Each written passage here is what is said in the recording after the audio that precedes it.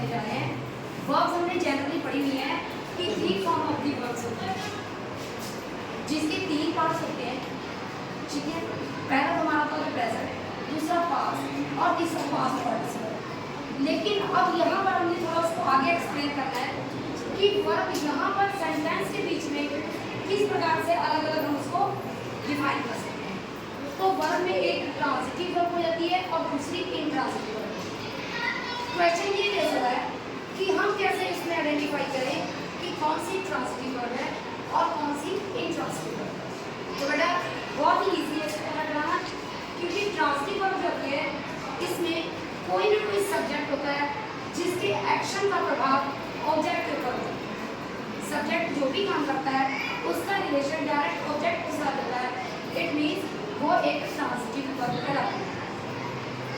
यहाँ मैंने आपको एक्सप्लेन किया कि there is something somebody in the sentence and action done by someone and its part passes over to the object is called the transitive. Example, he is reading a book.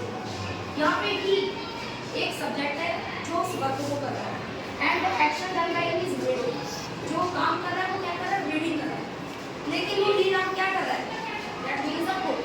तो इसके action का direct object पे जो effort पड़ रहा है वो हमारा ट्रांजिटिव वर्ब कहलाता है।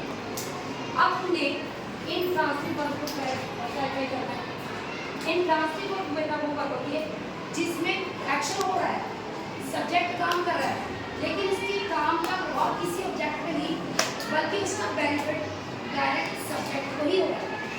हम जब सब्जेक्ट के बारे में कोई बात कर रहे हैं और वो उस तक ही लिमिटेड है, सिर्फ सब्जेक्ट तक ही वो बात सीमित है, तो वो इंट्रांजिटिव वर्ब कहलाता है। यहाँ पर मैंने दिया when the action is done by subject and complete in itself, there is no action passed over to object. कि कोई इसके काम का जो प्रभाव है वो ऑब्जेक्ट तक नहीं पहुँचता, it means वो इंट्रांजिटिव वर्ब है। Example, the grass is green. यहाँ पर grass सब्जेक्ट है और green का यहाँ पर बात किस पर बात कर रही है कि ग्रीन होना उसकी क्वालिटी बताना है, उसकी डिस्क्वालिटी बताना है, जो भी है वो सिर्फ सब्जेक्ट से रिलेटेड है, उसका प्रभाव किसी दूसरे पर नहीं है। इसमें कोई भी एक्शनल वर्ब नहीं है। हमारे पास मेन वर्ब आ रही है लेकिन एक्शन से रिलेटेड कोई भी वर्ब नहीं है।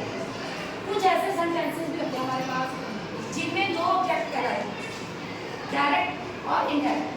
यहाँ पर मैंने एक ही ऑब्जेक्ट आपको यहाँ पर मेंशन किया है, लेकिन कुछ ऐसे सेंटेंसेस हैं जिनमें दो बार ऑब्जेक्ट होती है, एक डायरेक्ट ऑब्जेक्ट होती है, एक इनडायरेक्ट होती है।